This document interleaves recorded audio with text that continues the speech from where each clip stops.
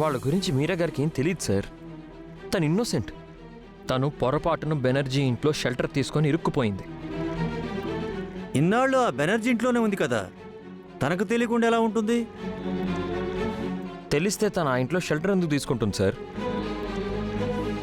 నిజంగా తనకు ఆ టెర్రరిస్టులతో సంబంధం ఉంటే ఆ రోజు నేను బెనర్జీతో పాటు ఈ మీరా మీద కూడా కంప్లైంట్ చేసేవాడిని కదా.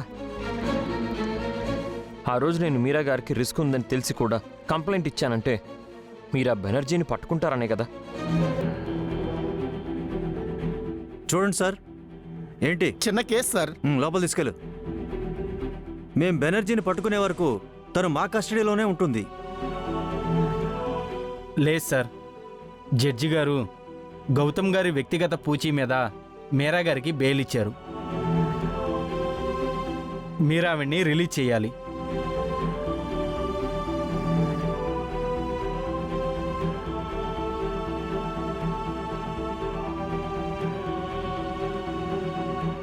అసలు ఇలాంటి లేడీకి జడ్జి గారు బెయిల్ ఎలా ఇచ్చారు?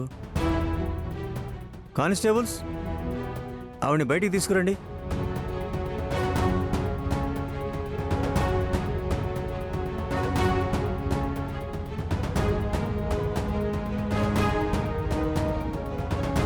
ఇక్కడ సైన్ చేయండి.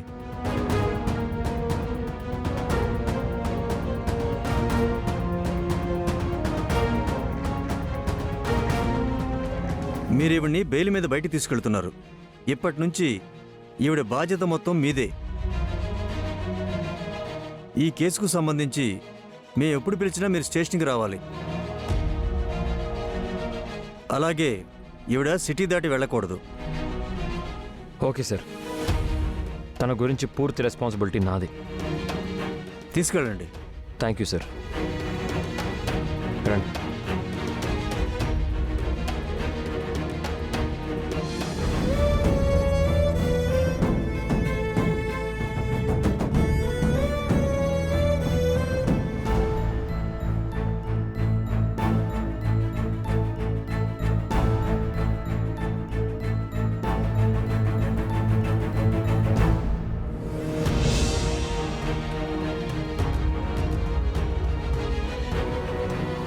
చాలా థ్యాంక్స్ లాయర్ గారు.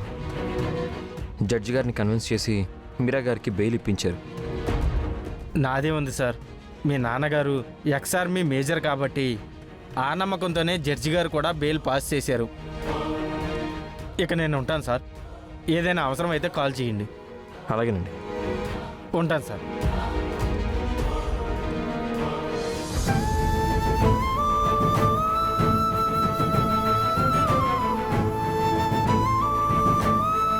చాలా థ్యాంక్స్ సార్.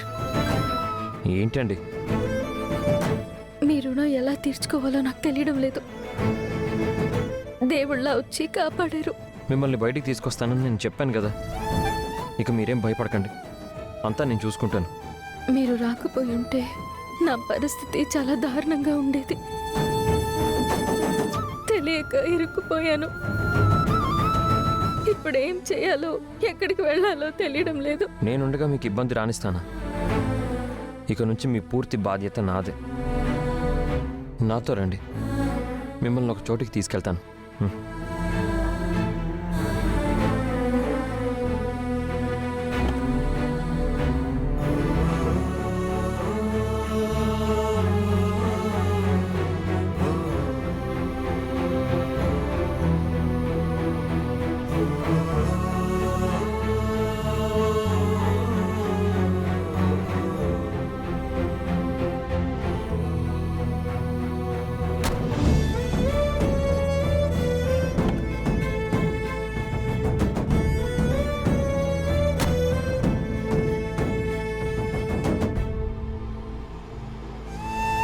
గౌతమ్ గారు, నిజంగా మీ రుణం తీర్చుకోలేనిదండి. నాకు కష్టం వచ్చిన ప్రతిసారి నన్ను దేవుళ్ళ ఆదుకుంటున్నారు. ఇలాంటి మిమ్మల్ని వదిలేసి వెళ్ళాను. నన్ను క్షమించండి.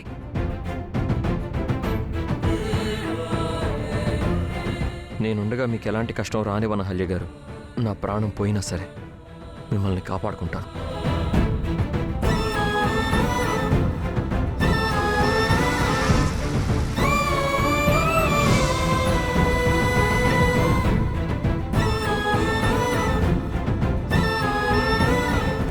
అచ్చుగుద్దినట్టు మన అహల్యలా ఉండే మీరా ఇలా చేసిందంటే ఇంకా నమ్మబుద్ధి కావట్లేదండి. మొహం చూసి మనుషుల్ని అంచనా వేసే రోజులు పోయాయి. అవును, ఈ కాలంలో ఎవరెలాంటి వాళ్ళు నమ్మలేం. మనసులో ఒకటి పెట్టుకుని మొహం మీద ఇంకొకటి చూపిస్తున్నారు. మేకవన్నె పులిలే ఎక్కువైపోయారు. ఇంకా నయం, ముందే పోలీసులు వచ్చి ఆ మీరాని తీసుకెళ్లిపోయారు. లేదంటే తన వల్ల ఇంకా ఎంత పెద్ద ప్రమాదం జరిగేదో. తను మనందరి ప్రాణాలు తీసుండేది.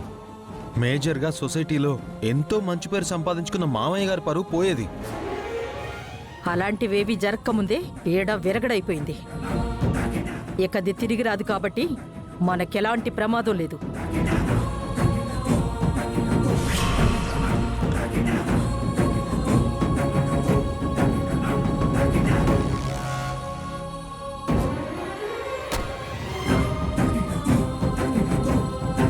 గౌతమ్ వచ్చేశాడు.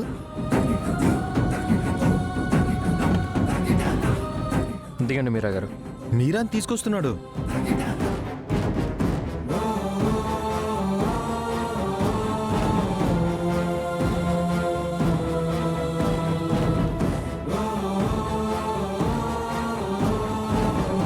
ఏంటి సార్, నన్ను మీ ఇంటికి తీసుకొచ్చారేంటి? ఇక నుంచి ఇదే మీ ఇల్లు. ఇక్కడే మీ సమస్యకి పరిష్కారం ఉంది. రండి. అది కాదు సార్, నన్ను మళ్ళీ ఇంటికి రావద్దని బామ్మగారు చెప్పారు కదా. మీ ఇంట్లో వాళ్ళు ఏమంటారో ఏంటో. ఎవరేమన్నా మిమ్మల్ని ప్రమాదంలో వదిలేలేను మీరా గారు. ఇక నుంచి మీ బాధ్యత నాది. మీ వెనక నేనున్నాను. ధైర్యంగా రండి. సార్ సార్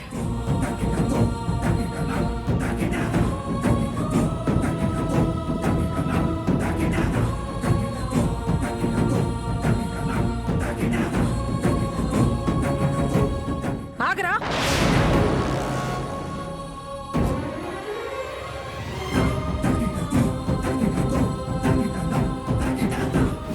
ఏంట్రా, మళ్ళీ దీన్ని ఎందుకు ఇంటికి తీసుకొచ్చావు? పోలీసులు మీరా గారికి బెయిల్ ఇచ్చారు నాన్నమ్మ. బెయిలిస్తే వాళ్ళింటికి వెళ్ళాలి కానీ మన ఇంటికి తీసుకొచ్చావేంట్రా? తనకి వేరే ఇల్లు లేదు నాన్న. ఇక నుంచి తను మన ఇంట్లోనే ఉంటుంది.